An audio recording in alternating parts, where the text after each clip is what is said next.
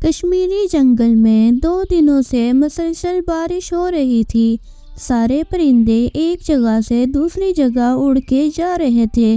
انہی پرندوں میں ایک چڑیا اپنے شوہر اور 2 بچوں کے ساتھ دوسرے جنگل کی طرف جا رہی تھی۔ چڑیا نے اپنی بیٹی ٹنٹنی کو پکڑا اور اس کے شوہر نے اس کے بیٹے مانو کو پکڑا، لیکن ہوا بہت تیز چل رہی تھی اور چڑیا اپنے آپ کو سنبھال نہیں سکی اور اس کے اوپر سے اس کی بیٹی نیچے گر گئی۔ اسی دوران اس کے شوہر کے پاس سے بھی اس کا بیٹا نیچے گر گیا۔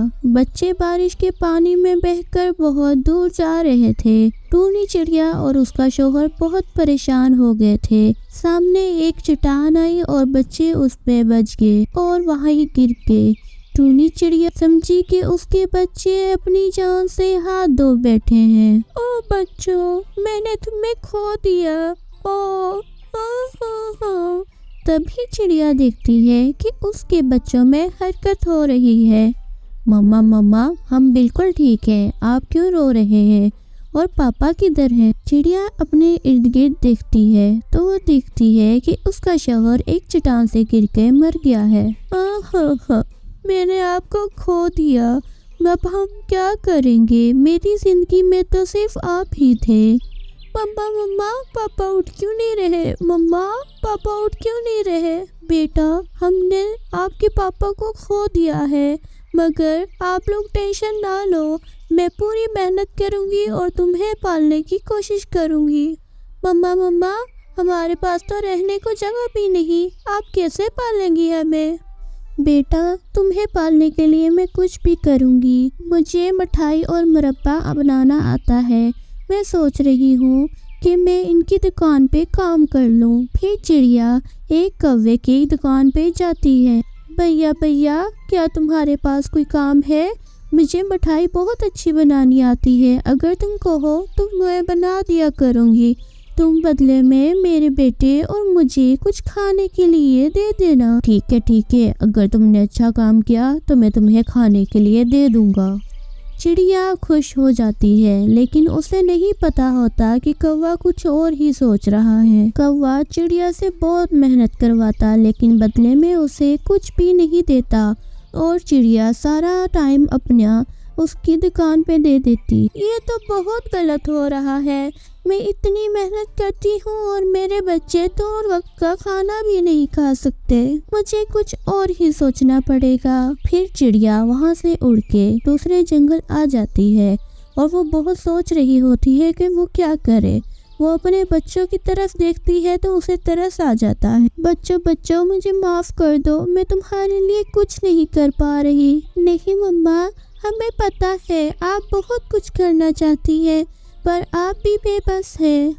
مما آپ نہ روئے، پلیز نہ روئے۔ ابھی چڑیا اور اس کے بچے یہ باتیں کر رہے ہوتے ہیں کہ ایک تیز ہوا چلتی ہے اور ان کے سامنے تقریباً 15 سے 20 آم گر جاتے ہیں۔ چڑیا بہت خوش ہوتی ہے، مجھے لگتا ہے کہ خدا کی طرف سے کوئی اشارہ ہے۔ چڑیا وہ آم اٹھاتی ہے اور ان کا مربع بناتی ہے۔ وہ مربع بنا کر جنگل میں پکشیوں کو بیچنے لگتی ہے اور اچھا خاصا منافع کماتی ہے۔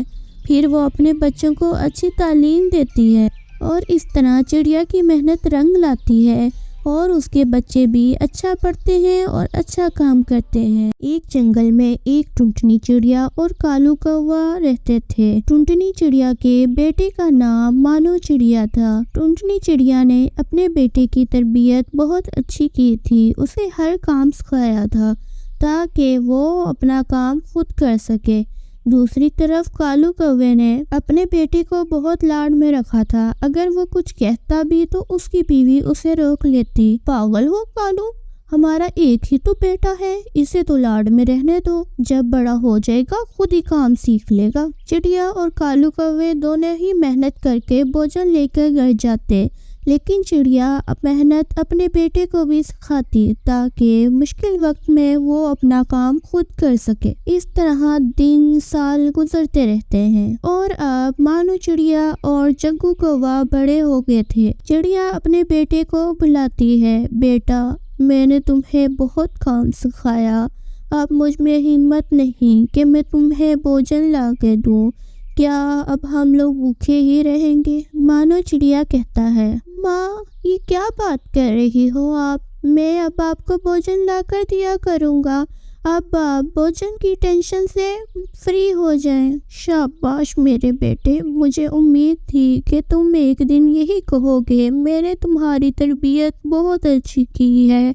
مجھے تم پہ بہت زیادہ فخر ہے۔ ماں میں کوشش کروں گا کہ آپ کو روز میٹھے میٹھے پھل لا کر دوں۔ نہیں بیٹا، اگر تم مجھے چاول کا دانہ لا دو یا پھر دانہ لا دو، میں اس میں ہی خوش ہوں۔ اور دوسری طرف کالو کوا اور کوی اپنے بیٹے سے بات کر رہے ہوتے ہیں۔ بیٹا اب مجھ میں ہمت نہیں کہ میں تمہارا خرچ اٹھاؤں یا پھر تمہیں بھوجن لا کر دوں، اب تم اپنی ماں اور میرے لیے بھوجن خود لے کر آؤ گے۔ ہاں میں کوشش کروں گا، اگر مجھے دانہ جلدی مل جائے گا تو میں لے آیا کروں گا۔ کیا میں نے تمہاری پرورش اور تم سے لاڈ اسی لیے کیا کہ تم ایسے بولو؟ ارے چھوڑو کالو، تم بھی کیا اپنے بیٹے کو ڈانٹتے رہتے ہو، وہ مذاق کر رہا ہے، وہ آج لا دے گا بھوجن۔ اور کالے کوی کے یہ کہتے ہی ان کا بیٹا جگو کوا اڑ جاتا ہے۔